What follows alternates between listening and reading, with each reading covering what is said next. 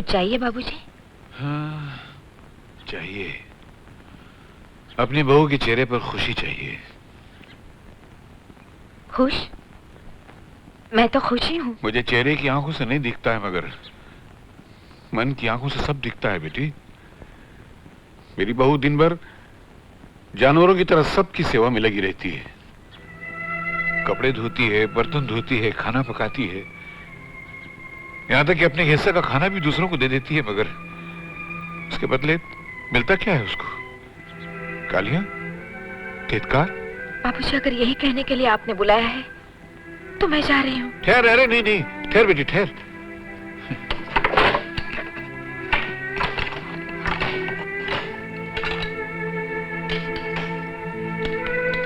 ले, खाइए। ये बिस्कुट तो आपको डॉक्टर ने दिए हैं बाबूजी। ये विटामिन के बिस्कुट है। ये खा के आपके पेट में दर्द नहीं होगा। बेटी, ये मैं खाऊंगा तो शायद मेरे पेट में दर्द नहीं होगा, लेकिन मेरी बहू खाएगी तो मेरे दिल में दर्द नहीं होगा बेटी। ले बाबूजी। ले, खा ना, खा। और ले बेटी, ले, खा। बाबूजी, रसोई में बहुत काम पड़ा है, मैं वहां जाके खा लूं। नहीं नहीं नहीं नहीं, मुझे मालूम है कि तू वहां जाके रख देगी। कोई और मांगेगा तो उसको दे देगी। तू वहां नहीं जाएगी। यहाँ बैठ, बैठ मेरे सामने, यहाँ खा। बैठ बेटी, बैठ बैठ बैठ।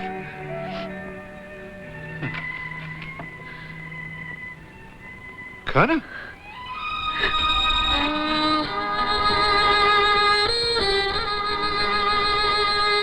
खा ना बेटी, खा बेटी, खा। खा बेटी।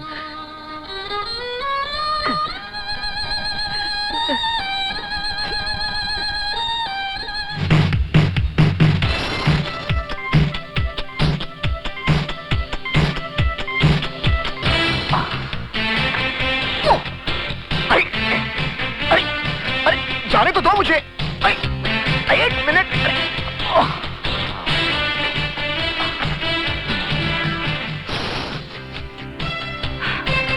ये उछला कूदी छोड़ो और जल्दी से आ जाओ।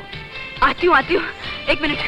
जल्दी करो वरना ये समोसे और जलेबी ठंडे हो जाएंगे और मजा नहीं आएगा। अरे मजा कैसे नहीं आएगा? अभी देखो मैं क्या लाती हूँ। क्या? सॉस? तुम भी कमाल करती हो डार्लिंग। ये सॉस की बोतल भी क्या कबर्ड में रखने की चीज है? तो क्या रसोई में रखने की चीज है? अरे अगर ये रसोई में पड़ी रही तो लोग उंगलियां डाल डाल के चाट के खत्म कर देंगे और हमें खाने को कुछ नहीं मिलेगा। चलो चलो जल्दी खा लो। वो मामा जी आए हुए हैं और उनकी नाक तो खाने की चीज को 2 मील की दूरी से सूंघ लेती है। चलो चलो, उस पेटू के आने से पहले जल्दी से खा लो। पकड़ लिया। इसकी खुशबू बाहर तक आई और मेरा नाक मुझे यहाँ तक ले आया। अब देखता हूँ पेट कितना खींच पाता है। समोसे और जलेबियाँ। अरे इन दोनों को खाने के लिए मैं फांसी पे भी लटकने के लिए तैयार हूँ।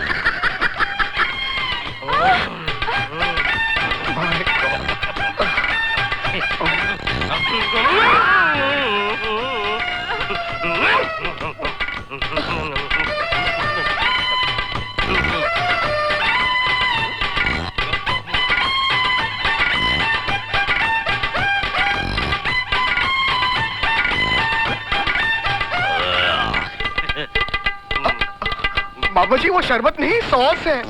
अरे उनको क्या मालूम सॉस क्या होता है? बाबा जी वो टमाटर की चटनी है।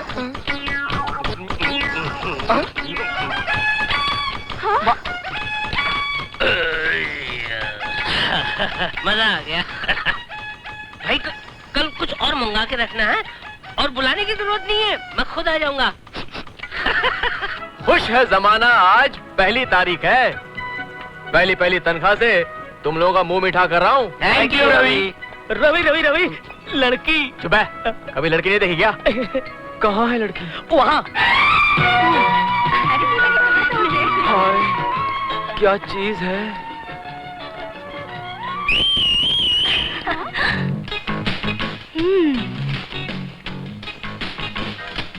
इनकी इतनी हिम्मत कि हमें देखकर सीटी बजाएं। कौन है ये? अरे राधा, ये सब तो यहीं खड़े रहते हैं रोज। और लड़कियां देखी नहीं कि इनके मुंह से प्रेशर कुकर की तरह सीटियां बजनी शुरू हो जाती है। ओह आई सी। चलो पुलिस स्टेशन जाकर कंप्लेन करते हैं। रुक जाओ सपना, पुलिस जाने की कोई जरूरत नहीं। इन लड़कों को मैं अभी ठीक किए देती हूँ। आ मेरे साथ। अरे बाप रे, लड़कियों की टोली तो अपनी तरफ आ रही है। अरे भागो। अबे डरपोक की दुम, खड़ा रह। लड़कियों को देख कर डरता है? लड़कियां हमें आइसक्रीम समझकर खा नहीं जाएंगी।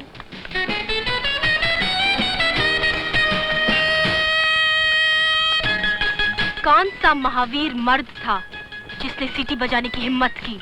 अभी बताता हूँ। मैडम, महावीर मर्द को पहचानने के लिए सामने वाले के पास स्पेशल आंखें होनी चाहिए। मैंने उस महावीर मर्द को पहचान लिया है। कौन है वो? तुम हो। हाँ, मतलब आपकी आंखें स्पेशल हैं। मैं तुम्हें अभी बताती हूँ क्या क्या स्पेशल है। तो श्रीमान मर्द साहब, भगवान ने एक हथेली पर 5 उंगलियां दी है, लेकिन आपने सिर्फ 2 उंगलियों का इस्तेमाल किया। वो बाकी की 3 उंगलियां है ना, वो काट के फेंक दो, क्योंकि 2 उंगलियों का इस्तेमाल तो हम लड़कियां भी करना जानती है। देखना चाहते हो?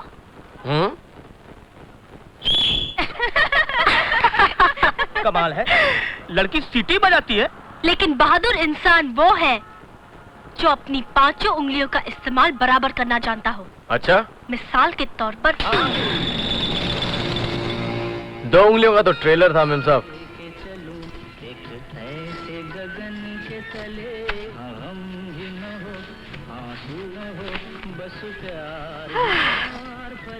बड़ी भाभी, तुमने मेरे कमरे की सफाई क्यों नहीं की? अभी तुम्हारा कमरा साफ करके ही मैं आ रही हूँ। तो क्या मछली बहू झूठ बोल रही है? क्या बताओ माँ जी, इस घर में कैसे कैसे कामचोर रहते हैं। ये मेरे कमरे में झाड़ू लेकर उस वक्त आई जब मैं नहाने जा रही थी। इन्होंने मेरे कमरे की सफाई नहीं की, बल्कि मेरे कमरे को झाड़ू दिखाकर चली गई। अरे अरे अरे अरे अरे, ऐसा नहीं करना चाहिए बड़ी बहू। आखिर इस घर की और औरतें भी तो काम कर रही हैं। लेकिन मामा जी, हार नहीं मानोगी। माँ जी, आपको विश्वास नहीं है तो खुद चल कर देख लीजिए। अरे देखने की जरूरत क्या है, मुझे सब मालूम है इस महारानी की बदमाशी के बारे में। एक मर्तबा मैंने इनको सिर्फ 40 किलो गेहूं साफ करने के लिए दिया। सिर्फ 40 किलो? बाद में देखती हूँ तो पहले से ज्यादा कंकर भरे हुए थे। फिर मुझ बेचारी अकेली को सब साफ करना पड़ा। अरे देखिए माँ जी, मुझे रोज रोज की किटकिट पसंद नहीं। एक तो इस घर में हम सबसे ज्यादा पैसे देते हैं, उसके ऊपर सबसे ज्यादा तकलीफ हम ही को होती है। ये कितने पैसे देती है घर में?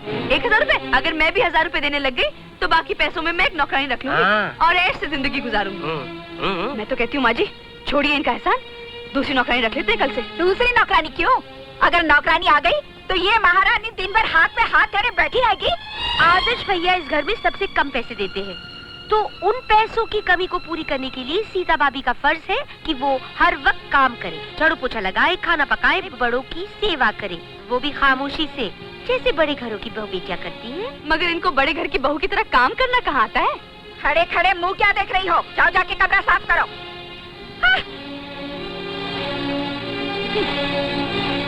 हाँ दुर्गा, तुमने बड़ी बहू को सफाई करने भेज तो दिया, लेकिन मुझे लगता नहीं है कि सफाई हो पाएगी। क्यों नहीं हो पाएगी जी? क्योंकि अगर वो इस घर को शीशे की तरह चमका भी देगी तो भी तुम्हें हर कोने में कचरा और मैल नजर आएगा। क्योंकि वो कचरा और मैल बाहर कहीं नहीं भरा हुआ है, तुम लोग यहाँ मन में भरा हुआ है। तो बाहर झाड़ू मारने से कहाँ कचरा साफ होगा? एक झाड़ू ले आओ जो मन का मैल साफ करे, तो बाहर खुद ब खुद सफाई नजर आएगी। बताओ कि मन की झाड़ू कहाँ मिलती है? सुन लिया माँ जी? हाँ सुन लिया होगा, ये मेरी तरह कान के अंदर थोड़ी है। आज उनको आने दीजिए, आज मैं इस बात का फैसला करके ही छोड़ूंगी। क्या? बाबूजी ने इतनी बड़ी बात कह डाली तुमसे? हाँ, मुझसे इस घर में नौकर सा बर्ताव होता है। मैं जितनी मिठास, नरमी और शराफत से पेश आती हूँ, उतना ही लोग मुझ बेचारी को डंक मारते हैं। मैं कह देती हूँ जी, मुझे इस घर में नहीं रहा जाएगा। आप अभी और इसी वक्त फैसला कर लो। क्या तुम सचमुच में नहीं रहोगी? ठीक है, तो तुम आओ मेरे साथ। बाबूजी आ गया? मैं भी सोच रहा था कि तू अभी तक आया क्यों नहीं, इतनी देर कैसे लगा दी? क्योंकि तेरी बीवी तो लगाई बुझाई करने में बिल्कुल देर करती नहीं। अरे क्या पुतले की तरह खड़े हो? इतना कुछ बोल के तुम कुछ बोलते क्यों नहीं? हाँ बोलूंगा, क्यों नहीं बोलूंगा मैं। बाबूजी ये सब क्या सुन रहा हूँ मैं? अच्छा, तू सुनता भी है? क्या सुना तूने? वो मेरा मतलब है कि तुम चुप रहो जी, मैं बोलती हूँ। आपने मुझे कितनी बातें सुना डाली, जो मन में आया बोलते चले गए, और वो भी इसके लिए जिसकी इज्जत हमारे घर की नौकरानी के बराबर भी नहीं।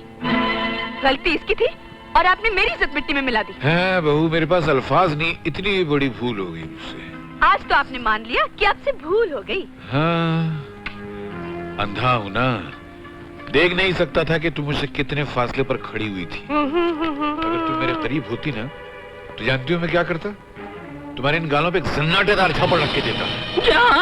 बेटे के सामने बहू पर हाथ उठाओगे? जिसकी कमाई के पैसों से घर चलता है ये क्या घर चलाएगा? आज के बाद मैं घर चलाऊंगा। तुम घर चलाओगे? हाँ? मैं भेड़ बकरियों का धंधा करूंगा। क्या भेड़ बकरियां? हाँ, अपने पड़ोस में वो कल्लू का सही है ना, वो रोज भेड़ बकरियों का धंधा करता है, ढेर सारा पैसा कमाता है।